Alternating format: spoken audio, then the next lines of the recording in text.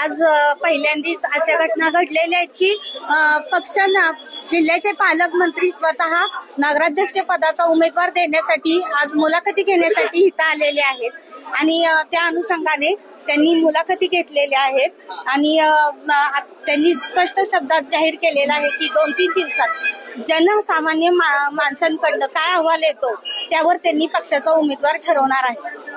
गेले 7.5 वर्ष आपण होता नगराध्यक्ष, आता पुन्हा पण इच्छुक आहात, तर काय वाटतं संधी मिळेल, पक्ष संधी येईल असं वाटतं? नक्कीच मला असं वाटतंय, कारण गेले 7.5 वर्ष आम्हाला भाजपनं शहराच्या विकासासाठी भरपूर निधी दिलेला आहे, कोणताही हात आकडता न घेता, आणि त्याच्याच आधारावर भरपूर शहराची कामंही झालेली आहेत आणि 7.5 वर्षाचा अनुभव बघता, काम बघता पक्ष मला नक्कीच संधी देईल अशी अपेक्षा आहे.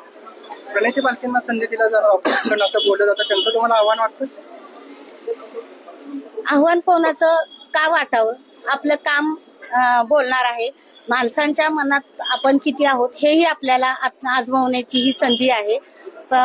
मला माहिती नाही समोरचा विरोधी किती प्रबल आहे किती नाही, फक्त आपण सध्या आपली उमेदवारी कशी टिकवता येईल आणि आपण कसा लढा द्यायचा, लढायचं तर आहे एवढं निश्चित नाही, तर अपक्ष राहणार नाही, अजून तो विचार नाही.